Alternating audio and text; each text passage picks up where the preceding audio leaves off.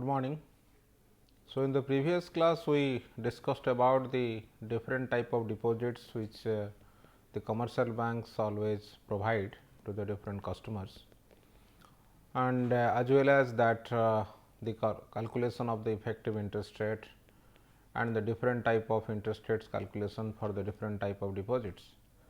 In today's class we will be discussing about the pricing of the deposits, that how those deposits are priced, and there are various models which are used for this.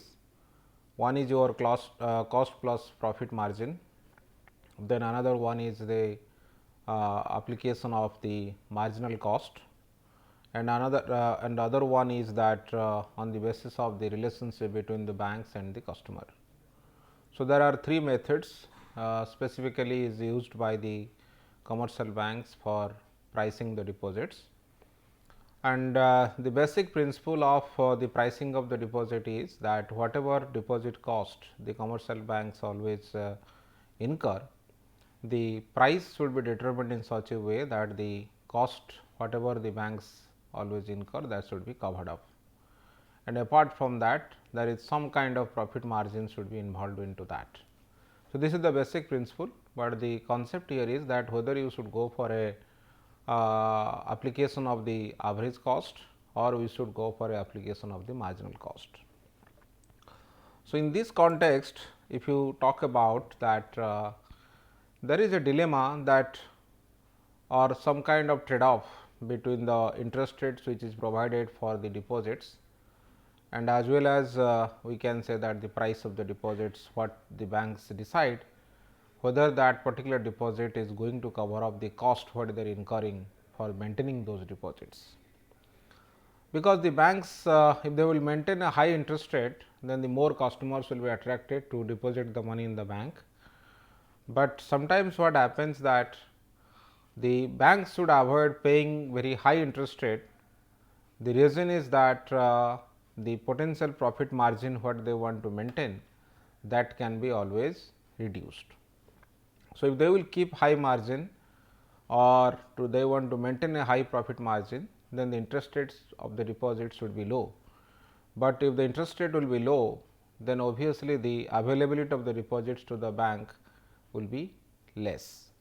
So, in that context the bank has to decide a particular interest rate which is acceptable to the customers, and they can attract more customer for the deposits, and as well as they can also maintain their profitability. So, in this context the pricing of the deposit is a very important concept in the banking, or whenever we manage these deposits, we have to maintain a particular interest rate which is really helpful for both for managers of the banks or the to maintain the profitability of the banks and as well as for the customers. So, this is the basic philosophy or basic notion of the pricing of the deposits of the commercial banks.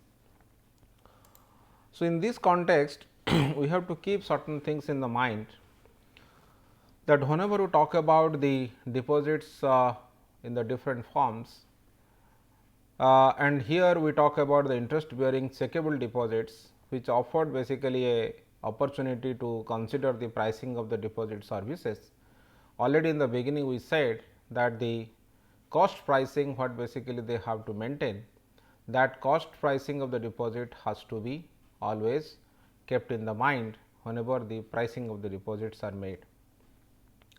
So, if the customer charges were set below the true level of operating and overhead cost, then what basically happens that the banks basically incur a huge loss or the profit margin gets hampered. Substantially, the increased rate of return to the customer, which is nothing but the implicit interest rate, that the difference between the true cost of supplying the fund raising services and the service charge which basically actually assessed to the customer. So, in this context what basically we have to see, we have to maintain a particular interest rate in such a way that particular profit margin should not be hampered. So, that is the basic thing what always the banks should keep in the mind. So, considering all those considerations or all those factors into account, what the banks basically decide? The banks basically decide the interest rate for the deposits. So, here in this context what we have seen, because of the highly competitive market and there is a huge competition which is happening in the system, the average real cost of the deposit is basically increasing, because everybody wants to attract more customers, and to attract the more depositors to the bank, the interest rate should be higher. And that basically is happening because the number of banks in the system is increasing, and as well as there is a huge competition which is prevailing in the banking sector. So, in this context, what basically we are trying to do, that is why the different type of deposits basically priced in the different way or separately from the other services what the banks provide. So, the price of the deposit should be different, or the way of measuring the price of the deposit should be different than the other services what the banks basically provide. So, in the real terms, if you talk about this, it is very simplistic way basically the bank decides the price of the deposits, that the unit price basically they charge for the customer to the customer for each deposit service is nothing but the operating expenses what the banks incur for the deposit service, and the estimated overhead expenses which is allocated to the deposit service function, and plus the profit margin, the expected or the planned profit margin for each service unit what the bank is selling. So, if there are three components, one is operating expenses for the deposits, number one the overhead cost for providing this deposit services, and as well as the profit margin. If you add these three components, then the price of the deposits can be calculated for that particular deposit scheme. So, this is the basic principle what basically we have to keep in the mind. So, whenever we talk about this, basically what we are basically trying, to you remember that we are basically trying to calculate the, here in this case this is basically trying the deposit prices to the cost of deposit, which is basically service production has encouraged various service provider to match the prices and cost more closely and eliminate many formerly free services what the banks provide. So, if they really want to maintain that particular thing, then this is not trying, this is basically tying, means we are adding off the deposit or mixing the deposit prices to the cost of deposits. So, that actually you can keep in the mind. And here whenever we talk about the cost plus pricing concept, it basically demands on accurate calculation for cost of each deposit service what the banks basically provide. So, the cost plus pricing basically whenever we make, first of all we have to calculate the cost of each source of the funds, which should be adjusted for the reserves required by the central bank, deposit insurance fees and the floating factor with respect to that. Then what we can do, we multiply the each cost rate by the relative proportion of all funds which is coming from the different sources. Then we can add it up, the sum it of the particular rate multiplied by the funds which is available, that will give you the weighted average cost of all the funds.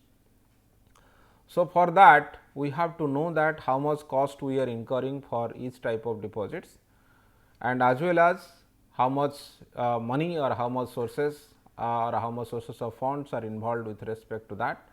Then finally, what we can do, we can calculate the cost of the deposits in aggregate. Then that is basically nothing but the weighted average of the cost of the funds. But one thing basically what we do here, we have two approaches what we can follow. One approach is the average cost, simple average cost approach, and another one is the pooled cost of approach. So, whenever you talk about the average cost of approach, here basically what happens that for example, we are trying to deposit or we are to determine interest rate for a deposit which is fixed deposit. So, if the fixed deposit period is let 3 years, so the 3 years fixed deposit if you want to go for pricing, then somebody can go for find out the historical average cost of interest rate of this 3 years fixed deposit scheme, and that average cost plus the profit margin that somebody can decide as a interest rate for the 3 years fixed deposit scheme for the commercial bank. But generally that can mislead your analysis, because the cost what you are incurring for different type of deposit schemes are basically maybe sometimes very higher, or maybe is not able to adjust the total average cost of the bank. So, keeping that thing in the mind, so instead of using the average cost approach, we can go for the weighted average cost of cost approach. Here in this case, what basically we are trying to do, we are trying to consider all the deposit services what the bank is providing. Then we find out the cost incurred with respect to all type of assets, and then we can find out the weighted average cost of all type of sources of the deposits what the bank has, and that can be utilized, that can be used as a cost for the pricing that particular type of deposit. So, because of that we go for a pooled fund cost of approach, which is based on the assumption that it is not the cost of each type of deposits. So, here we have taken the example of 3 years fixed deposit. So, instead of using the cost of each type of deposit, we are going for the weighted average cost of the funding sources for each depository institutions. So, in this case what we are trying to do, we are trying to consider all type of cost involved with respect to that. So, the basic principle, if you remember, what basically here we are trying to do, we are trying to unite in the go back, it is again you remember this is correct, this is basically tying the deposit prices to the cost of deposits. So, what basically we are trying to do, whenever we are providing this service, the service production has encouraged service providers to match the prices and cost more closely and eliminate many formerly free services. Basically, the free services is not provided by the commercial banks regularly. The reason is for each type of services they incur certain amount of cost. Certain services has direct cost and certain services have some kind of implicit cost or the opportunity cost. So, considering both opportunity cost and as well as the direct cost, what basically we have to do? We have to basically unite the services, the cost of the services, and as well as the return what we are going to expect from that particular services. Then finally, what basically we do, and we add up the profit margin with respect to that, and finally, the cost of the particular deposit can be calculated. So, that actually you can keep in the mind. So, now we will see that how this particular pooled cost of the fund approach is a practical sense used in the market. If you take this example, suppose a bank has raised $800 million of the total deposits, and out of them we have $200 million in the checkable deposits, and we have the savings and time deposits, that is 400 million. Then amount borrowed from money market is 100 million. Then amount from owners, that is equity, that is basically your owners equity is the 100 million. And we know that the cost which is available with respect to each type of deposit, the cost of equity, which is historical cost of equity, is 20% whenever they have raised the new capital from in the form of equity. Then 10% interest for the checkable deposits. You do not confuse that here in it can be interchangeably used in the book or in the various type of books. It can be check, it is basically you can use the check, and some books basically they write it the check, but it is basically you are referring to the checks which the banks provide and the accounts which is basically involved with respect to the checks. The thrift deposit means this includes the savings and time deposits, savings and the time deposits, and mostly these deposits are basically the small deposits, the small savings. Then we have the money market borrowings, which basically the interest rate is 11%, and 11% is the thrift deposit rate, and we have the checkable deposit, which is again the 10% of the total, 10% interest rate is involved with respect to that. So, now for each type of deposits which have a legal reserve requirements, in the legal reserve requirements what we have seen, the reserve requirements, deposit insurance fees, the uncollected balance, those kind of things involved with respect to different type of deposits. So, we have said that whatever available money is there, we cannot give all the money, we cannot use all the money or the checkable deposits, that 15% for the checkable deposits, 5% for the thrift deposits, and 2% for the borrowings in the money market. So, those kind of money is not available for the banking activity. So, because of that, out of the total money which is comes under the different kind of deposits, that has to be deducted for, or the total amount minus the reserve requirements will be considered for our calculation. So, then what basically we have seen, if you now go for our calculation part, then what we find that already we know that we have the checkbook deposits divided by the total funds raised, this is the proportion, multiplied by the interest and non-interest fund raising cost with respect to this checkbook deposits, divided by the 100% minus the 100% reserve requirements and the float. Like that, for saving deposits we can find out the proportion here for saving deposits or the thrift deposits proportion. Then again we are finding out the interest and non-interest fund raising cost divided by the percentage of the reserve requirements you have to deduct it from the total available funds which is there in the bank. Then your owner's capital into total funds raised, which is again in the our case that is 100 million, then interest and non-interest cost or the cost of equity divided by the 100%. So, now what basically we have seen, for example, here we have again we have a money market instrument. So, that also you can calculate that the total money market borrowings which is available, the percentage of the total money market funds which is available with their particular bank, that can be calculated from there. Then use the same concept here, the cost of the fund which is available divided by the 100% minus the percentage of the reserve requirements. So, we have 200 million is the checkable deposits. So, we have the 200 million divided by 800 million into the 10% which is the cost of this particular fund divided by 100% minus 15%, because 15% is the reserve requirements. Then plus 400 million which is the thrift deposits, 11% is the interest rate what we have assumed, and 5% is the reserve requirements. Then 100 million is the money market deposits, then 11% is the interest rate, then 2% is the reserve requirements. Then like that you have 22% is the cost of equity, then finally what we got, that is 12.88%. So, the before tax cost of the fund, if you are going for a pooled cost of the fund approach, then we are getting in this case is 12.88%. But if you would have gone for the average cost of the fund with respect to that particular type of deposit, then maybe for the checkable deposit it would have been 10% average, then 11% for the thrift or the money market, and 22% for the equity.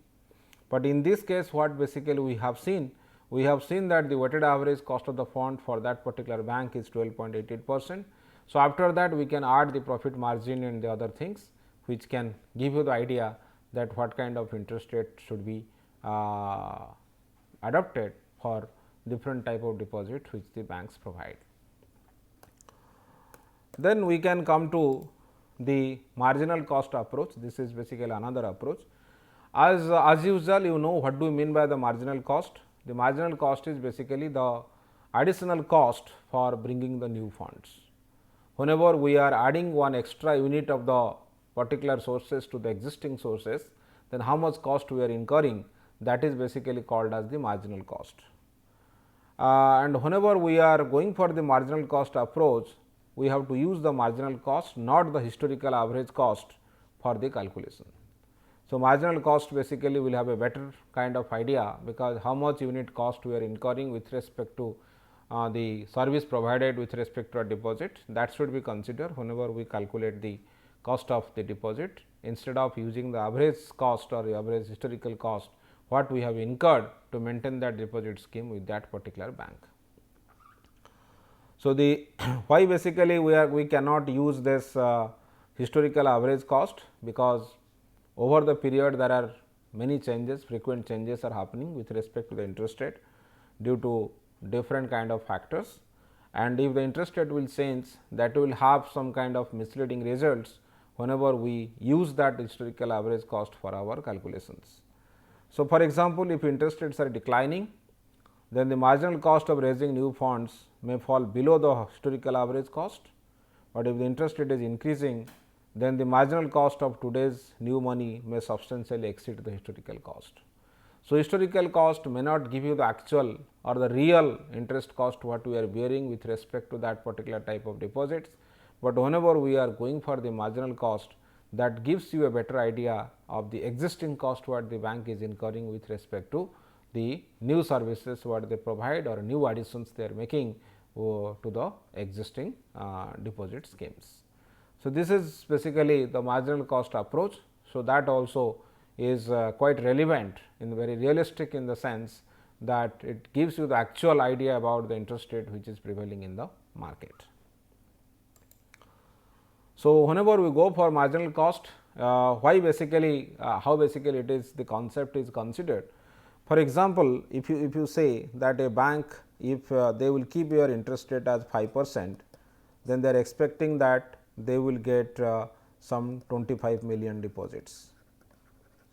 If they will increase the interest rate up to 5.5%, they will get 32 million deposits. Again 6%, they can get 38 million deposits. So, like that.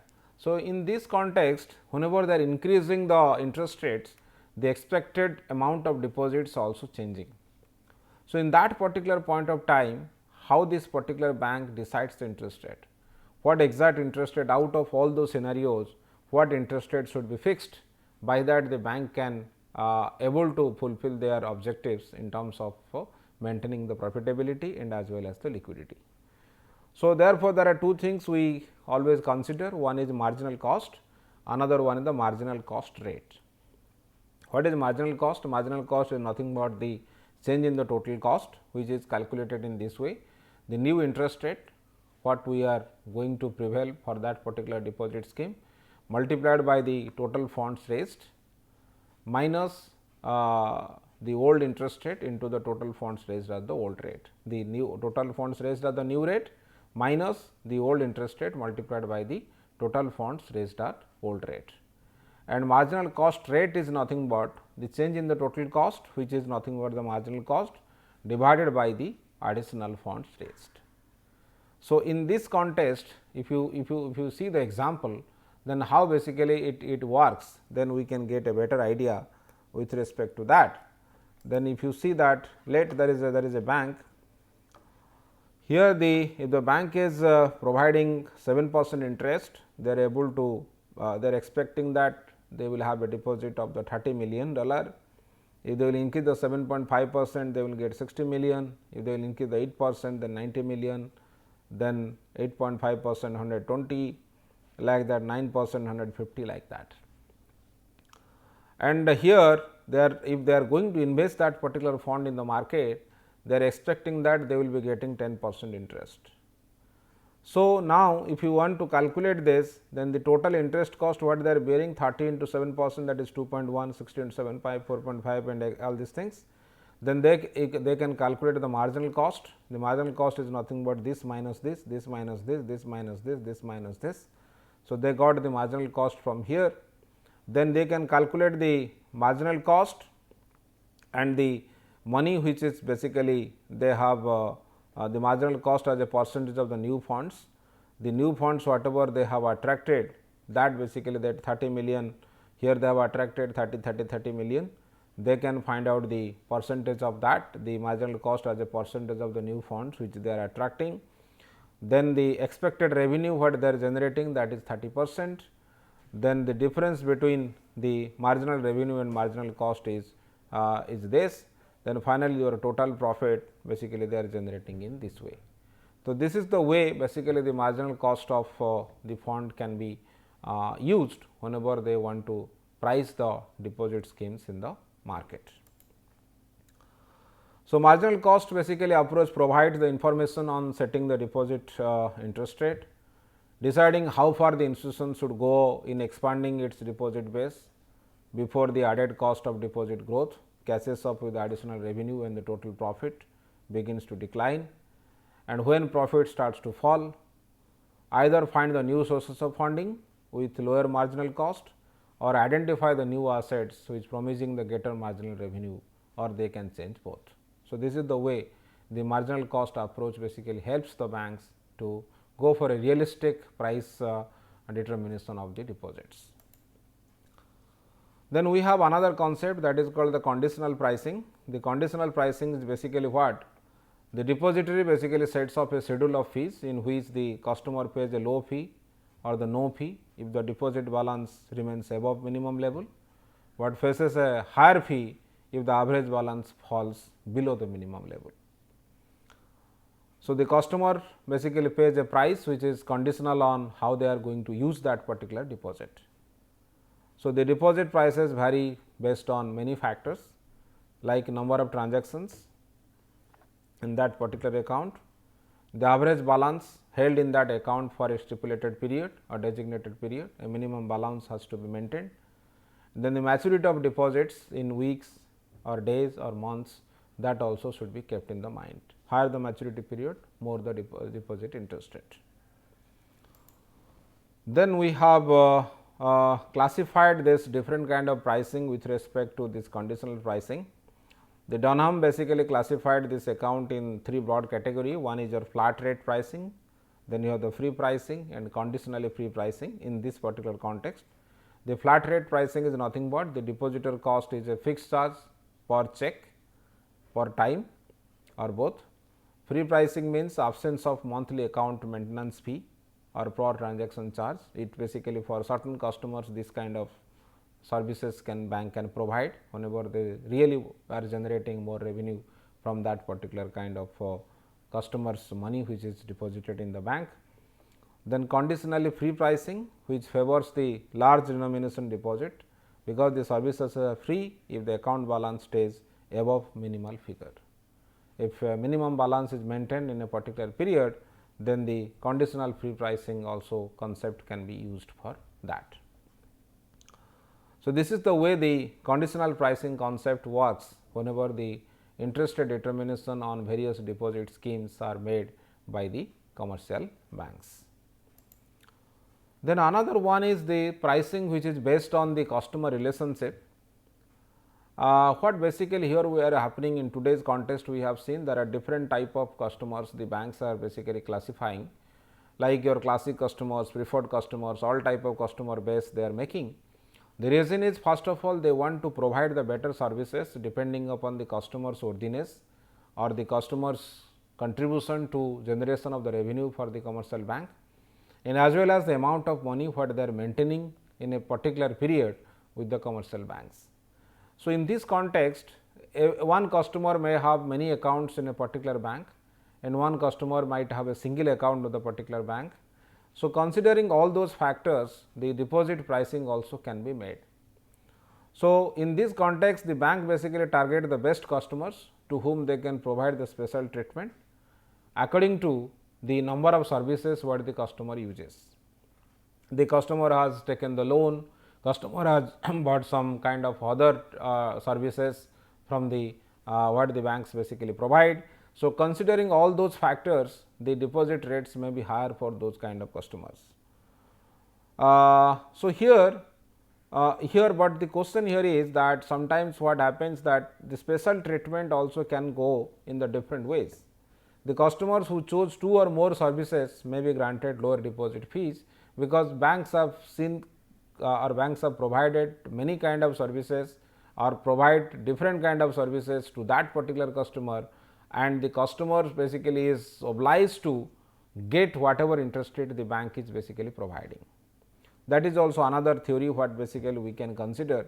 So, because of that, the selling multiple services to the customer increases the customer dependence. So, in that context what happens that whatever deposit rates the banks provide, the customer accepts that deposit and continue the relationship with that particular bank. Then the relationship pricing promoted greater customer loyalty and less sensitive to pricing or the prices offered by the competitive firms.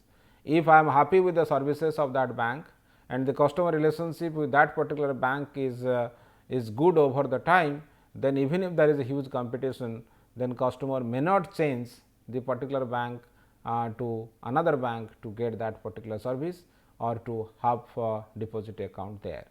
So, in this context that customer relationship also plays a very significant role for pricing of the deposits for the commercial banks. So, this is the way the factors customers and business consider when they choose the institution: location, availability of the services, safety, low fee and no minimum balances, high deposit interest rate. These are basically the household sector considered. But here another thing is household sector also consider familiarity, how much interest rate the bank is paying, then transactional convenience, location, that means internet facility, other kind of facilities available or not, availability of the payroll deduction, fees charged, whatever fee basically banks, all these factors basically decide that whether the particular individual can go and open the account with that particular bank. If it is business units, then they consider the financial health of the lending institutions, whether the bank will be a reliable source of credit in the future, quality of the bank officers, whether the loans are competitively priced, the quality of the financial advice given to them from time to time, whether the cash management and operation services are provided by the commercial bank. So, all type of factors will be considered whenever the any kind of entity chooses a bank where they can have the deposits. So, what basically we have discussed in the today's session, that the pricing of the deposit depends upon the different cost associated with the deposit servicing, like your operating cost, then the profit margin, all these things they have to consider. Then the models which are used for pricing the deposits are basically cost plus profit margin, marginal cost of the funds, conditional pricing, pricing based on the customer relationship, etc. And there are many factors the customer decide whenever they want to get the deposit service from the commercial banks. Accordingly, the commercial banks decide that how much price they want to impose on that particular customer, but the customer also again consider different kind of factors to have this relationship with the commercial bank. So, these are the references you can go through for this particular topic. Thank you.